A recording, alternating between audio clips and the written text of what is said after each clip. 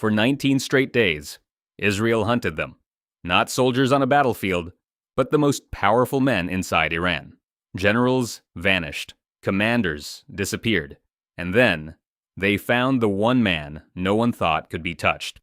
Iran's intelligence chief, a man who had spent decades hiding in the shadows, was finally hunted down himself. This is the story of how Israel tracked and targeted Iran's intelligence minister, Esmaeil Khatib, and what it reveals about modern warfare. Because this wasn't just a military strike, it was a silent war of surveillance, cyber intelligence, and human sources, unfolding deep inside Iran. And what happened next shocked the world. It didn't start with a single explosion. It started quietly. Signals intercepted, movements tracked, patterns analyzed. Behind the scenes, Israeli intelligence agencies were building something massive, a complete picture of Iran's leadership network.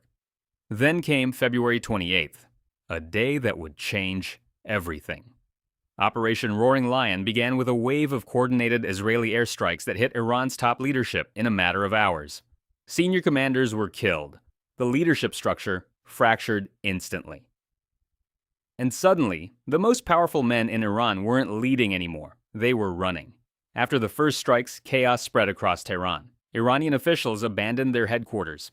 They stopped trusting their own buildings. Some hid in mosques. Others slept in cars. Some even begged civilians to let them hide in stairwells, because one thing had become clear. Israel was watching everything, from above, from within, from everywhere. This wasn't just air power. This was intelligence warfare at a level rarely seen before. And at the center of it all was one target still alive: Esmaeil Khatib, Iran's intelligence minister. The man who had spent decades building Iran's spy network was now the one being hunted. Khatib knew he was a target, so he moved constantly. Safe house to safe house, office to bunker, never staying in one place long enough to be tracked. But here's the problem. He was already being tracked. Israeli intelligence had something powerful: signals, intercepts, human informants, and even ordinary civilians sending tips through social media. One mistake, one sighting. That's all it took. In one instance, a civilian revealed the location of a paramilitary commander hiding in a tent in a wooded area. Within hours, that location was gone, struck, destroyed, everyone inside, eliminated. And just like that, the hunt accelerated. Then came one of the most intense 24-hour periods in the conflict. First, Ali Larijani, one of Iran's most powerful political figures, was tracked and killed. Then, another senior commander was eliminated. And finally, all eyes turned to one name left on the list: Khatib. By this point, Israeli forces were operating with a standing order. If a high-value target is located, strike immediately. No delays, no approvals, just action. Because in this war, seconds mattered. Arning, no hesitation, just impact. Dust filled the air, buildings shook, and within seconds, it was over. When the dust settled, there was one question: did they get him? Hours passed, then confirmation came. Esmaeil Khatib, Iran's intelligence minister, was dead. A man who had spent over 40 years building intelligence networks, tracking enemies, running covert operations across the world, had been found and eliminated.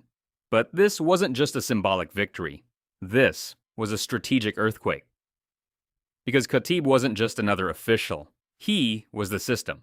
He oversaw surveillance, cyber warfare, global intelligence operations, even internal repression inside Iran. And now, he was gone. The aftermath was immediate. Iran confirmed the death publicly. And not just Khatib. Other senior leaders were also gone. Family members, staff, entire networks erased overnight. Meanwhile, Israel sent a clear message. This wasn't over. In fact, it was accelerating. Strikes continued. Missiles were launched in retaliation, and the conflict spread beyond borders. But the real shift wasn't just military. It was psychological. Because Israel had proven something dangerous. It could reach anyone, anywhere, at any time, inside Iran. This wasn't just a story about one man being hunted. It was a glimpse into the future of warfare. A world where battles aren't fought on front lines, but through data, surveillance, and precision strikes guided by invisible networks, where the most powerful people can become the most vulnerable. And the question now is, if intelligence can find anyone, then who is truly safe? Because in this kind of war, there are no shadows left to hide in.